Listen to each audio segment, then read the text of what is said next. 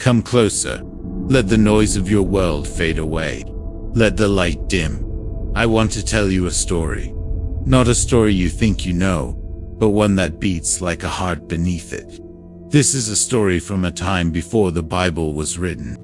Before Moses, before Abraham, even before Noah and his famous ark. This is a story from before Scripture itself. Travel with me, back through the mists of millennia, to the sun-scorched plains between two rivers, the land of Mesopotamia. Here, in the cradle of civilization, lived a people called the Sumerians. They built the first cities, invented writing, and charted the stars.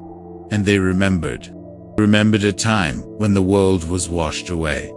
For them, it was not myth. It was history, etched into tablets of wet clay with the sharp edge of a reed. Listen to the silence of their ruined temples.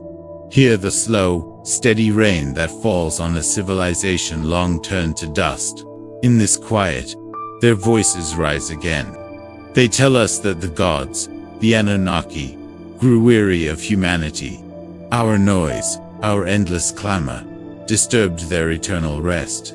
And so, they decided in their celestial council to erase their creation.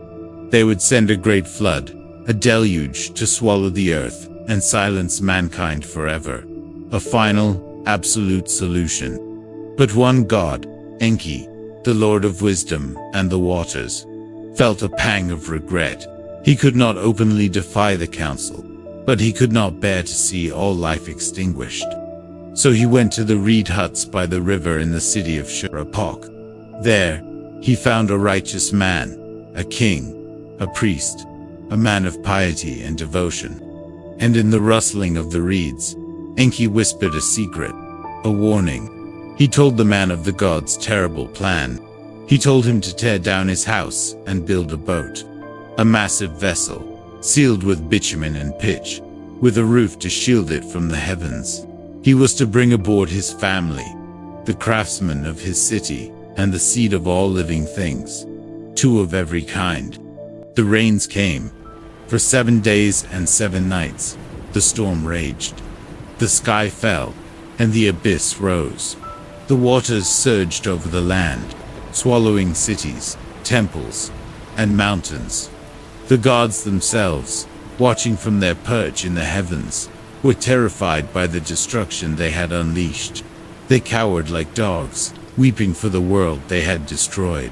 The clamor of humanity was finally gone, replaced by an endless, terrifying silence. The only sound was the lapping of water against the hull of a single boat, adrift on a boundless ocean.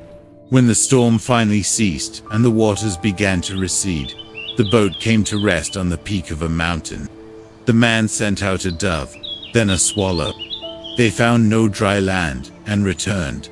Finally, he released a raven. It found food. It waded in the shallows, and it did not return. The man knew the earth was healing. He opened the doors and stepped out into a clean, empty world. He made a sacrifice to the gods, and the scent of roasting meat was the first fragrance to grace the new world. The gods, hungry and humbled, gathered around the smoke like flies, and they made a promise. They would never again try to destroy humanity with a flood. But the name of this man was not Noah. The Sumerians called him Ziusudra, he who found long life. Later, the Akkadians and Babylonians would tell his story, and they would call him Utnapishtim, he who found life. His tale is immortalized, not in the Bible, but in the Epic of Gilgamesh, the world's first great work of literature, written down more than 1,000 years before the book of Genesis even existed. Think about that. 1,000 years.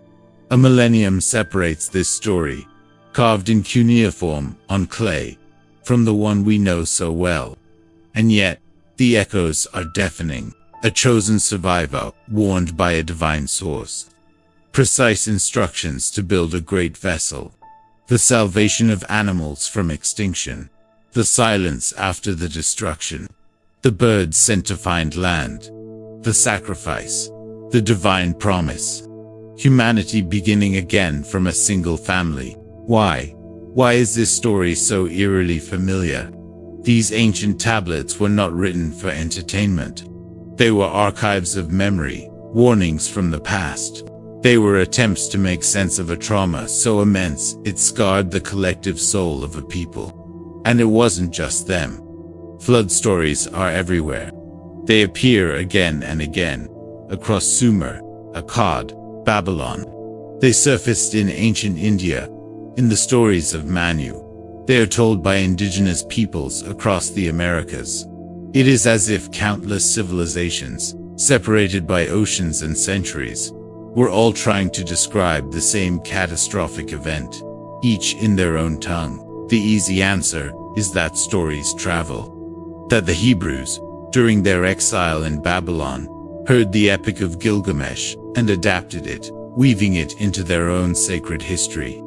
This is possible, plausible, even, but it feels too simple. It doesn't explain the sheer, global ubiquity of the flood myth. It doesn't explain why the details, the core elements, remain so stubbornly consistent across cultures that had no contact with one another. It forces us to ask a quieter, more unsettling question. What if the story of the flood isn't a story at all? What if myth is not invention, but memory? A distorted record of a real event, so vast and terrifying that ancient language buckled under the strain of trying to describe it. Perhaps it was the end of the last ice age, around 12,000 years ago, a time of unimaginable climate shift. Glaciers the size of continents melting, releasing unfathomable volumes of water into the oceans. Sea levels rising so rapidly that coastlines vanished overnight. Inland seas, like the Black Sea, bursting their banks and flooding entire regions in a geological blink of an eye. Imagine it. Not a 40-day rain, but a permanent, inexorable rise of the world's oceans. A global disaster that reshaped the very face of the planet. For the scattered, fledgling communities of early humans living in low-lying coastal plains, it would have been the end of the world. A true deluge. Survivors, clinging to high ground, would have watched their world drown.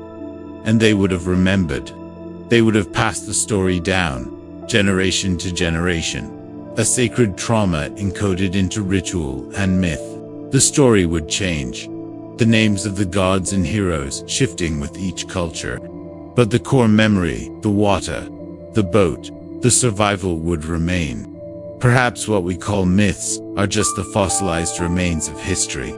Real events, passed through the filter of thousands of years of oral tradition, until their scientific reality is cloaked in the supernatural. The divine warning becomes a god's whisper. The rising sea levels become a celestial punishment.